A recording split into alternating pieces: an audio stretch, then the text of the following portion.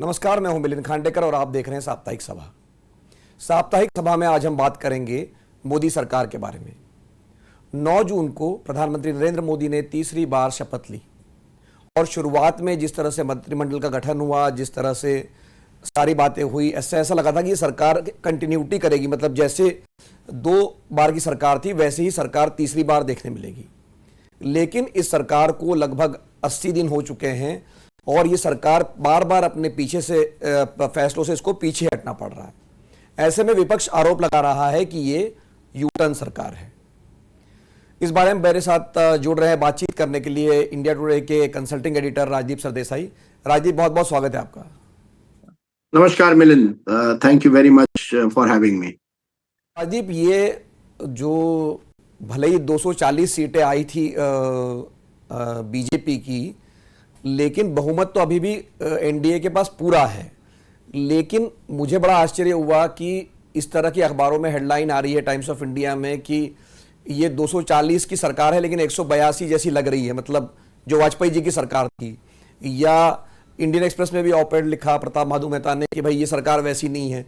तो ये तो हम 3 महीने पहले तक कल्पना भी नहीं कर सकते थे कि मोदी सरकार के बारे में ऐसी कमेंट्री लिखी जाएगी कि ये कमजोर लग रही है।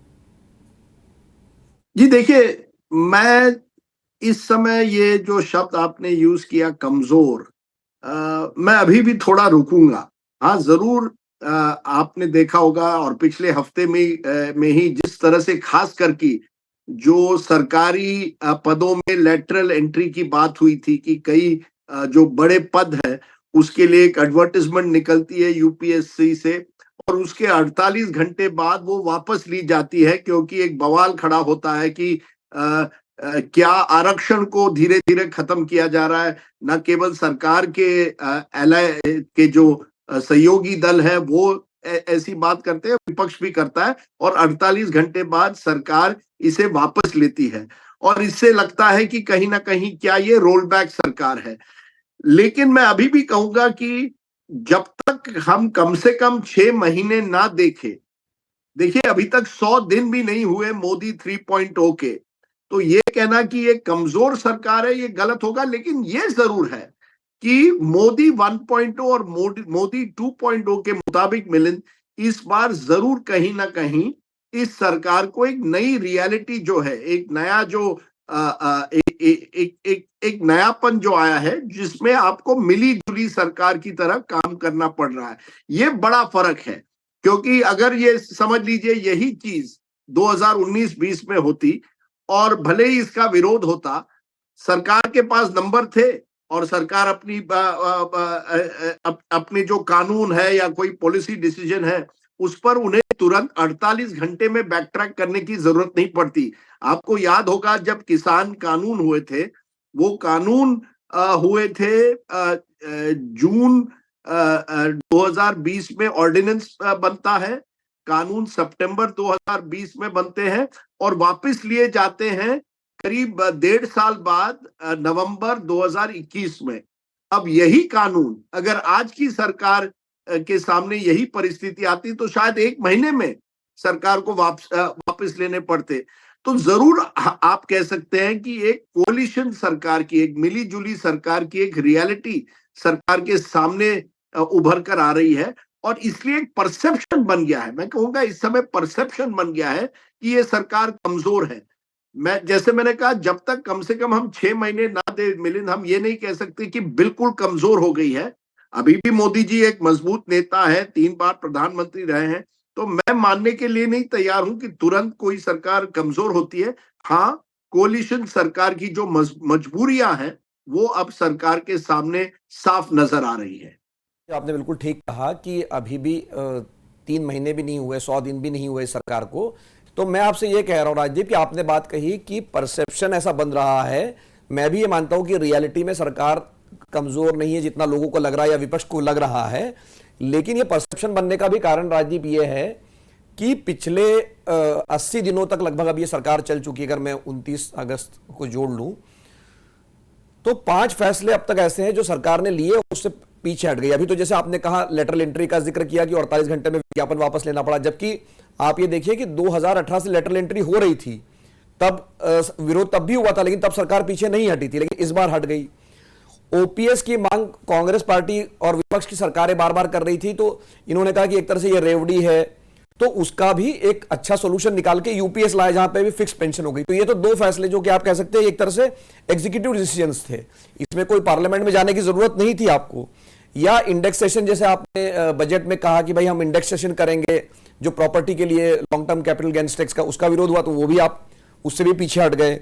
या दो कानून जो होते हैं, एक तो इसका ड्राफ्ट आया था आईएनबी वाला जो कानून था, ब्रॉडकास्ट बिल, उसको भी मसौदा वापस ले लिया सरकार ने, और आखिर में वक्फ कानून जब टीडीपी ने विरोध किया तो उससे भी हटना पड़ा। तो जब आप ये कह रहे हैं कि परसेप्शन बन रहा है, लेकिन रियलिटी ये है कि पिछले 2-2.5 महीने में ही ये सरकार जो है पीछे हटी। इसलिए जैसे कि प्रताप भानु मेहता ने कहा कि ये लेम डक सरकार है, या एक तरह से निरीह सी सरकार लग रही है। ये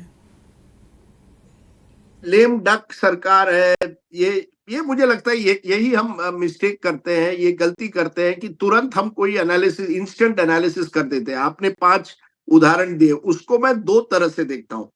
कुछ उदाहरण जो आपने दिए वो इस बात का संकेत है कि आप कोalition सरकार में हैं, आपकी कुछ मजबूरियां हैं।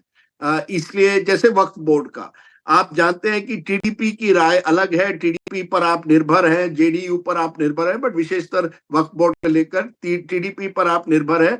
और आप जानते हैं, और उस समय गारंटी नहीं है कि आपको पार्लियामेंट में उनका समर्थन इस पर मिलेगा, इसलिए आप सिलेक्ट कमेटी या एक कमेटी बनाते हैं पार्लियामेंट की और वहां भेजते हैं।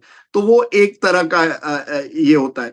इंडेक्सेशन को लेकर मैं कहूंगा ये हुआ कि जो मध्यम वर्गीय है, जो मिडिल क्लास है, वो बीजेपी का खास करके, एक तरह से खास करके शहरी मिडिल क्लास जो इन्वेस्टमेंट करता है, प्रॉपर्टी में इन्वेस्टमेंट करता है, वो जो वर्ग है वो बीजेपी का एक वोट बैंक रहा है। तो उस वोट बैंक की आपको रियलिटी मिली कि वो एक रियलिटी चेक था कि आप ही का वोट बैंक इसका विरोध कर रहा था, तो आपको इस पर पीछे हटना पड़ा। फिर आप आइए कि जिस तरह से ब्रॉडकास्ट सर्विसेज बिल, ये आपने पीछे इसलिए हटा है क्योंकि आपकी सरकार जो है वो एक तरह से मीडिया ड्रिवन है। मीडिया का एक महत्व है इस सर, मीडिया को लुभाने की या धमकाने की कोशिश जिसी तरह से आप देखें, लेकिन मीडिया को काबू में करने की सरकार ने कोशिश की है। ये ब्रॉडकास्ट सर्विस बिल उस दिशा में था, लेकिन कहीं ना कहीं क्योंकि ये शायद सरकार को लगा कि हमें मीडिया के साथ इस समय टकराव करने में हमारा कोई फायदा नहीं है। ये वो समय नहीं है जब आपके पास इतनी बड़ी बहुमत हो कि ये मीडिया को आप पूरी तरह से अपने काबू में करके उनसे टकराव ले, तो आपने वहां से आप पीछे हटे। फिर आप आइए ये ओपीएस पर। देखिए ओपीएस में क्या है, गवर्नमेंट एम्प्लॉइज, आपको अब जो आपके फीडबैक मैकेनिज्म ये दिखा रहे हैं, सरकारी एम्प्लॉइज जो हैं कई राज्यों में बीजेपी के खिलाफ हो गए हैं। कुछ चुनाव भी आप हारे, हिमाचल जैसा चुनाव आप हारे क्योंकि ये एक बड़ा मुद्दा बन गया था। राजस्थान में भी ये बड़ा मुद्दा बन गया था क्योंकि वहां कांग्रेस ओपीएस का वादा दे रही थी। तो आपने मिडिल ग्राउंड ले लिया। ये अप्रैल में ये जो सोमनाथन कमेटी बनी है, ये कोई जून के बाद नहीं बनी है, ये पहले से बनी थी कि कोई नई स्कीम लेकर आइए, और वो एक नई स्कीम लाए हैं। लैटरल एंट्री सबसे बड़ा इंटरेस्टिंग है मिलिंद, क्योंकि लैटरल एंट्री पर जिस तरह से विरोध हुआ वो इस बात का संकेत है कि 2024 के चुनाव में जो आरक्षण, संविधान खतरे में है, जो नैरेटिव कांग्रेस ने चलाया था, राहुल गांधी ने चलाया था, वो काफी हद तक कांग्रेस को उसमें यश मिला। काफी हद तक वो सफल हुए जनता तक ये पहुंचाने में, खास करके दलित समाज में, कि ये जो सरकार है ये दलित विरोधी है, आरक्षण विरोधी है। और इसी वजह से तुरंत बैकट्रैक हुआ। आप सोचिए अश्विनी वैष्णव जब आते हैं और कहते हैं ये जो ये क्रांतिकारी है, हम ये लैटरल एंट्री के जरिए, मनमोहन सिंह, मोंटेक सिंह अहलूवालिया भी लैटरल एंट्री से आए थे सरकार में, हम भी सरकार का चेहरा बदलना चाहते हैं। 48 घंटे बाद वही अश्विनी वैष्णव कहते क्या, नहीं ये सामाजिक न्याय के लिए हम प्रतिबद्ध है, इसलिए हम वापस ले रहे हैं। ये डर है, ये जो लैटरल एंट्री वाला है, ये कहीं ना कहीं आप जरूर कह सकते हैं सरकार का डर कहिए, कमजोरी कहिए, ये दर्शाता। तो मैं इसे अलग अलग तरीके से लेता हूं।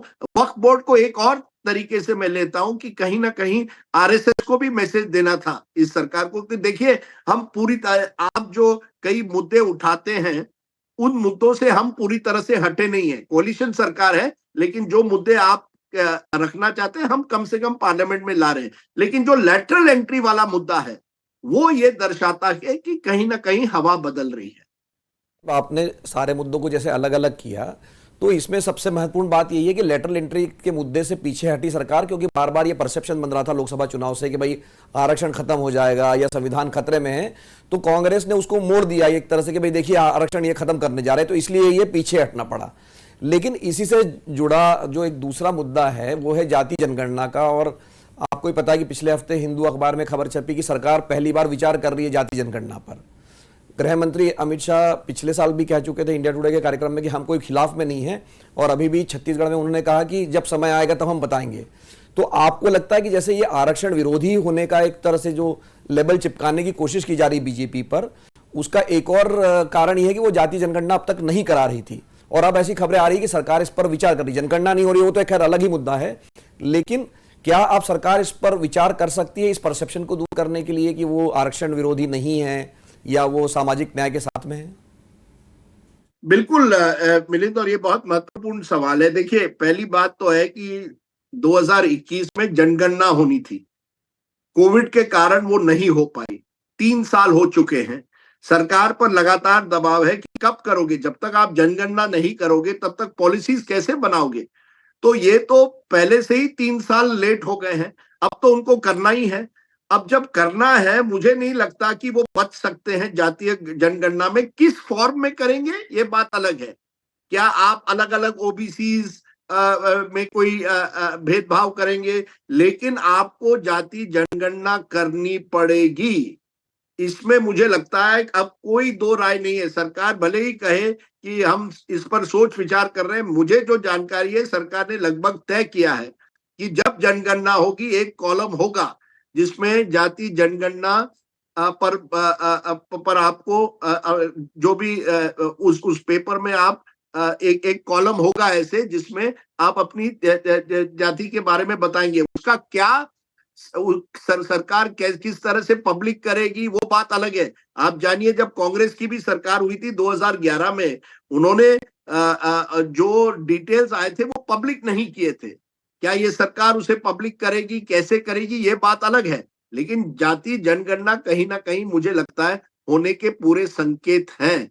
और इसके साथ साथ मुझे लगता है मिलिंद की ये जो पूरा जो सवाल है जाति को लेकर, कि खास करके ओबीसीज जो है, जो लोअर ओबीसीज हैं, आपने देखा होगा सुप्रीम कोर्ट ने जो फैसला शेड्यूल कास्ट पर दिया है, दलितों पर दिया है कि कहीं ना कहीं क्रीमी लेयर जो है उसे दूर करिए, उसका भी विरोध हो रहा है और सरकार उससे भी बच नहीं पाएगी। जाति एक रियलिटी है और इस इलेक्शन ने उसको एक तरह से फ्रंट लोड किया है, सबसे आगे किया है। और इसी वजह से मुझे लगता है जब कास्ट सेंसस की बात आती है, सरकार इससे बच नहीं पाएगी इस बार। उनको किसी भी एक सूरत में जातीय जनगणना करनी पड़ेगी। एक और बात मैं आपसे कहूं और आपके दर्शकों से, अग्निवीर की स्कीम जो है, अब तो हरियाणा के चुनाव आ रहे हैं और शायद थोड़ी सरकार ने देरी की है। हालांकि सरकार ने कोशिश की है कि हम कुछ रिजर्वेशन कर रहे हैं, 1/4 सीआईएसएफ सीआरपीएफ में जो अग्निवीर होते हैं, लेकिन अग्निवीर स्कीम में भी कुछ बदलाव आने की पूरी संकेत है, संभावना है। यानी जो जून के वर्डिक्ट है, देखिए आप दो तरह के से देख सकते हैं इसे मिलिन। एक तो कमजोरी या एक कुछ लोग कहेंगे फ्लेक्सिबिलिटी, कि सरकार जान गई है कि 2024 के चुनाव में हमारी कुछ कमजोरियां रही, उसे हम ओवरकम करने की कोशिश कर रहे हैं। कुछ ओपीएस हो, फिर जातीय जनगणना हो, अग्निवीर हो, इसका रिव्यू करके हम नए दिशा से लोगों के सामने रख रहे हैं।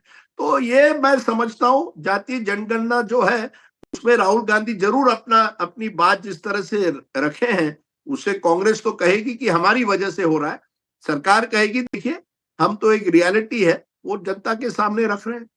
जी, ये जो आपने जाति जनगणना की बात कही उसमें मुझे मुझे नहीं पता था, योगेंद्र यादव जी ने मुझे न्यूज़ तक पे हमको एक पिछले हफ्ते शो किया था, उन्होंने एक बात बताई कि देश में जो जनगणना होती है उसमें जो एससी और एसटी है उनकी जातियों की या उनके समुदायों की जनगणना पहले से ही हो रही है। मतलब ओबीसी की अभी नहीं हो रही है, मतलब उनका कहना था कि सिर्फ ओबीसी और सो कॉल्ड जो अपर कास्ट है उनकी नहीं हो रही है। तो लगभग आप 25% लोगों की गणना कर रहे हैं जिनकी जाति है, समुदाय को आप आइडेंटिफाई कर रहे हैं, तो आपको सिर्फ उसको एक्सटेंड करना है ओबीसी के लिए, तो पूरी जाति जनगणना एक तरह से हो जाएगी। तो ये बात जो जाति जनगणना वाली है, लेकिन कहीं ना कहीं राजदीप ये बात मैंने पिछले हफ्ते एक वीडियो ही बनाया था कि 6 महीने पहले तक लग रहा था कि कमंडल भारी पड़ रहा है क्योंकि राम मंदिर का जो माहौल बना था उसके इनॉग्रेशन से, और अब जो सरकार एक तरह से अपने आप को मंडल की तरफ कोशिश कर रही दिखाने की, तो मतलब ये बात पलट गई, बाजी पलट गई, मंडल जो है अब कमंडल पे भारी दिख रहा है। देखिए, ये मंडल और कमंडल की लड़ाई आप जानते हैं निखिल भाई, ये 30 साल 35 साल से चल रही है। और बीजेपी ने मुझे लगता है कहीं ना कहीं बड़ी चतुराई से पिछले, आप कहिए 20 सालों से कोशिश की है, कुछ लोग कहेंगे पिछले, खास करके मोदी जी के आने से पिछले 10 सालों में, कि कहीं ना कहीं कमंडल और मंडल को साथ लेकर आगे चले, जिसे मैं कहता हूं मोदीत्व। यानी नरेंद्र मोदी जी खुद ओबीसी नेता हैं, वो बार बार प्रमाण देते हैं कि कितने ओबीसी मंत्री हैं। आपको याद होगा जब कैबिनेट एक रीशफल बना था कुछ सालों पहले, तो एक कॉलम बना था अपने प्रेस रिलीज में, मुझे नहीं लगता इसके पहले कभी प्रेस रिलीज सरकार का इस तरह से आया है, जहां हर मंत्री की जाति बताई गई थी, ये दिखाने के लिए कि हमने कितने ओबीसी को मंत्री बनाया है। तो ये मंडलाइजेशन बीजेपी का सालों से हो रहा है। अब आप कह सकते हैं कि वो मंडलाइजेशन के साथ आपने, ऐसा नहीं है कि बीजेपी ने कमंडल छोड़ा, लेकिन इस चुनाव ने दिखाया है कि केवल कमंडल जो है, एक बात साफ है, मंडल जो है कमंडल पर भारी हो गया इस चुनाव में, 2024 के चुनाव में। और इसी वजह से बीजेपी जो जनवरी के महीने में राम मंदिर प्राण प्रतिष्ठा के बाद कमंडल की ज्यादा बातें हो रही थी, अब फिर से मंडल की राजनीति में आ गया है। पर ऐसा नहीं है कि बीजेपी पहली बार मंडल की राजनीति कर रहा है। बीजेपी ने अपने आप को मंडलाइज करने की लगातार एक तरह से कोशिश की है। आसान नहीं था क्योंकि बीजेपी की पुरानी लीडरशिप तो जो थी वो अपर कास्ट थी, लेकिन बदलाव जरूर आया है। आप देश भर में देखिए, बीजेपी में कई ऐसे नेता हैं जो बैकवर्ड कास्ट लीडर्स हैं और जो आगे उभर कर आ रहे हैं। और यही लड़ाई तो हम यूपी में भी देख रहे हैं, जो योगी आदित्यनाथ बनाम उनके जो विरोधी है, उसमें भी कहीं ना कहीं ये जो कमंडल वर्सेस मंडल की लड़ाई तो नजर आती है। और बीजेपी के सामने चैलेंज है कि आप किस लेवल तक मंडलाइट पार्टीज का चैलेंज करके अपने आप को मंडलाइज कर पाओगे। कांग्रेस के सामने भी है, राहुल गांधी सामाजिक न्याय जाति जनगणना की बात करते हैं, लेकिन क्या वो पूरी तरह से कांग्रेस के ढांचे को जो संगठन है उसे मंडलाइज कर पाएंगे या नहीं, इस पर भी सवाल है। सबसे आखिर में राजदीप, मैं आपका आकलन चाहूंगा। 4 राज्यों में विधानसभा चुनाव होने वाले हैं, India today mood off the nation सर्वे भी आपने किया, तो मतलब एक क्विक टेक आपका क्या है कि हरियाणा, जम्मू कश्मीर, महाराष्ट्र और झारखंड में किसको एज है? मैं आजकल 2024 के चुनाव के बाद इस सवाल से काफी बचता हूं। आपके शो में मैं आया था, मुझे अभी भी याद है, चुनाव के पहले मैंने करीब 280 सीटें बीजेपी को दी थी, और कई लोग अब मुझे कहते हैं कि आपका आकलन गलत निकला। अब नहीं, आपने मैं 240 भी कहा था, आपने ये नहीं कहा था कि 240 भी हो सकते हैं, खासकर कि 12 मई के मेरे एक वीडियो में। लेकिन अब चलिए, जो वो हुआ आपने तो तब ये हुआ। मुझे 240 से 260 तक की भी बात आपने कही थी कि एक वो रेंज है, एक और एक, तो मेरा नंबर उस समय 280 लगभग था फाइनल नंबर। लेकिन आपने कहा इन 4 राज्यों में निखिल, मिलिंद, जो मैं देख रहा हूं मिलिंद, ये हरियाणा में, आप लीजिए हरियाणा में जिस तरह के आंकड़े खास करके मूड ऑफ द नेशन के बाद भी आ रहे हैं, और जो जमीन से जो खबरें आ रही है, मैं हुड्डा जी के घर पे था कुछ दिनों पहले, जो भीड़ वहां, मैंने बहुत दिनों के बाद किसी कांग्रेस नेता के घर में इतनी बड़ी भीड़ देखी है। कांग्रेस इस समय बहुत आगे है हरियाणा में। मुझे लगता है कि हरियाणा में कांग्रेस इस समय पोल पोजीशन में है सरकार बनाने की। 10 साल की एंटी इनकम्बेंसी है बीजेपी के खिलाफ, और कई ऐसे मुद्दे उठे हैं, किसानों का मुद्दा हो या महिला रेसलर्स का, सब कांग्रेस के पक्ष में जा रहे हैं हरियाणा में। फिर आते हैं जम्मू एंड कश्मीर। जम्मू एंड कश्मीर में आप जाते हैं, एक ऐसा चुनाव है, 47 सीटें वादी में, 43 सीटें जम्मू में। ये कहना कि कौन सी पार्टी नंबर 1 भी बनेगी बहुत मुश्किल है।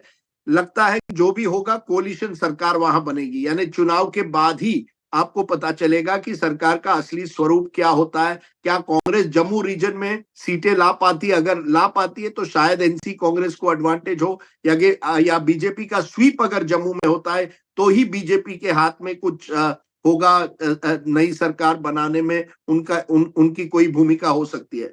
फिर चलते हैं झारखंड। मैं कुछ ही दिनों पहले एक झारखंड के एक संपादक के साथ मिला था चाय पे, और वो संपादक मुझे कह रहे थे कि जरूर एक सहानुभूति की लहर एक तरह से है हेमंत सोरेन के पक्ष में, लेकिन जो नॉन ट्राइबल एरियाज है वहां एक एंटी इनकम्बेंसी भी है। आज ही चंपाई सोरेन जो है वो बीजेपी में शामिल हो रहे हैं। तो इसलिए मैं कहूंगा कि झारखंड में इस समय कहना कि कौन जीतेगा बड़ा मुश्किल है, कांटे की टक्कर हो सकती है। लेकिन जरूर हेमंत सोरेन को फायदा हुआ है, जो पिछले 6 महीने में लगा था कि बिल्कुल हेमंत सोरेन के खिलाफ एक एंटी इनकम्बेंसी थी, कहीं ना कहीं एक सहानुभूति भी है ट्राइबल एरियाज में विशेषतर। फिर आते हैं आपके और हमारे सबसे इंपॉर्टेंट स्टेट में, महाराष्ट्र में। अब महाराष्ट्र में लोकसभा में तो महाराष्ट्र विकास आघाड़ी विरोधी पक्ष जो है, अलायंस जो है, उनकी बड़ी जीत हुई। लेकिन विधानसभा लोकसभा से अलग होता है, विशेषतर महाराष्ट्र जैसे राज्य में। तो मुझे लगता है रीजन बाय रीजन, यानी क्षेत्र जो विदर्भ, मराठवाड़ा, नॉर्थ महाराष्ट्र, कोंकण, मुंबई, हर पश्चिम महाराष्ट्र, हर क्षेत्र में अलग अलग तरीके के समीकरण बन सकते हैं। मैं इस समय कोई लहर नहीं देख रहा महाराष्ट्र में, इसलिए मैं कहूंगा सीट बाय सीट इंडिपेंडेंट्स की बड़ी भूमिका हो सकती है। जिनको टिकट नहीं मिले वो इंडिपेंडेंट लड़ेंगे। और दर्शकों को एक बात बता दूं, 40 साल से मिलिंद, किसी भी एक पार्टी को स्पष्ट बहुमत महाराष्ट्र में नहीं मिली है। लेकिन मैं कहूंगा आज जो है, अगर किसी पार्टी को थोड़ा एज महाराष्ट्र में है, वो है कांग्रेस। कांग्रेस जरूर, खास करके विदर्भ और मराठवाड़ा में, जैसे हमने लोकसभा में भी देखा, वो थोड़ा अपनी एक जो पुरानी जो एक उनका किला माना जाता था, वहां धीरे धीरे अपनी पकड़ बना रही है। सवाल यह है, क्या भाजपा अपना जो वोट है उसे इंटैक्ट कर पाएगी, जो 2014 और 24 के बीच में नंबर 1 पार्टी बनकर आई थी? तो भाजपा बनाम कांग्रेस और शिंदे सेना बनाम उद्धव सेना, ये जो दो लड़ाइयां हैं, ये तय करेगी कि कौन सा अलायंस आगे रहेगा। कई लोग मुझे कहते हैं कि अभी भी एज एमवीए को है, लेकिन महाराष्ट्र जैसे राज्य में मुझे लगता है आखिरी महीने में ही पता चलेगा कि किस तरह हवा झुक रही है, क्योंकि जो समीकरण है वो अभी भी बदल सकते हैं। महाराष्ट्र पे मैं सिर्फ एक सवाल आखिर में और जोड़ रहा हूं, क्योंकि महाराष्ट्र और हरियाणा के चुनाव अब तक हमने देखा कि साथ साथ होते थे, इस बार अलग अलग हो रहे हैं। उसका कारण यह भी है कि महाराष्ट्र का जो हाउस है वो 26 नवंबर तक है, लेकिन अब ये दो-धारी तलवार है। मतलब अगर आप महिलाओं को पैसे दे रहे हैं तो आप अक्टूबर तक पैसे देकर आप अपने, और जितना समय जाएगा उतना हो सकता है कि जो एडवांटेज विपक्ष को है वो कम कम होता जाएगा। ये धारणा शायद सरकार की होगी, लेकिन ये उल्टा भी पड़ सकता है, खास करके जिस तरह की घटनाएं हुई बदलापुर में, या मान लीजिए जैसे अब शिवाजी महाराज का प्रतिमा के साथ जो हुआ। तो ये मतलब ये दोनों तरफ से एक फैसला दोनों तरफ काम कर सकता है, खास करके जो रूलिंग गवर्नमेंट है उसके लिए। देखिए, ये महाराष्ट्र का एक्स फैक्टर यही है, ये लाडली बहन स्कीम, उसका कितना इम्पैक्ट जमीन पर होता है। सरकार के कुछ नुमाइंदे मुझे कहते हैं शिंदे सरकार के कि देखिए, हम 3 करोड़ महिलाओं को बेनिफिट दे रहे हैं, 3,000 रुपए तो दे दिए, अगले महीने भी 3,000 देंगे, सितंबर अक्टूबर के। लेकिन क्या इससे लोग, वोटर बिल्कुल बदल जाएंगे? ये बड़ा सवाल है। जैसे मैंने कहा, सरकार के पक्ष में कुछ फैक्टर्स हैं। बारिश अच्छी हुई है, तो जो सूखा पड़ा था वो अब नहीं है। ये लाडली बहन स्कीम आई गई है, लोगों के हाथों में पैसे आ रहे हैं। लेकिन वहीं जो एक तरह से दलितों में, मराठा में जो आक्रोश था, जो एक एक ऐसा माहौल बन गया था, एक सरकार विरोधी माहौल, क्या वो अभी भी बरकरार है या गुस्सा कम हुआ है, ये कहना इस समय मुश्किल है। मुझे लगता है महाराष्ट्र की स्थिति पर हमें लंबी बातचीत करनी चाहिए अक्टूबर में, तब तक पता चलेगा कि ये लाडली बहन स्कीम का आखिर में जमीन पर कितना उसका असर हो रहा है। क्योंकि एक एक तो है कि आप एक स्कीम अनाउंस करते हैं, लेकिन वोटर भी जानता है जब आप लास्ट मिनट करते हैं, 2-3 महीने रह गए चुनाव में, वोटर भी जान जाता है कभी कभी कि ये केवल मुझे लुभाने के लिए किया जा रहा है। तो इसका कितना इंपैक्ट होगा ये कहना बहुत मुश्किल है। छत्तीसगढ़ में आप जानते हैं मातारी वंदना स्कीम का बीजेपी को बहुत फायदा हुआ। शिवराज सिंह चौहान को लाडली बहन स्कीम का फायदा हुआ मध्य प्रदेश में। क्या महाराष्ट्र में उतना फायदा होगा या लोकल फैक्टर्स? मुझे अभी भी लगता है महाराष्ट्र का चुनाव जो स्थानीय मुद्दे हैं और स्थानीय नेताओं की कितनी ताकत है उस पर निर्भर है। धन्यवाद राजदीप इस बातचीत के लिए। तो बातचीत तो हमारी शुरू हुई थी विपक्ष के इस आरोप से कि क्या यू टर्न ले रही है, और राजदीप का कहना है कि ये परसेप्शन ज़रूर हो सकता है, रियलिटी के लिए हमें अभी 6 महीने का इंतजार करना चाहिए। और फिर हमने विधानसभा चुनाव के बारे में बात की। राजदीप, एक बार फिर से बहुत बहुत धन्यवाद आपका।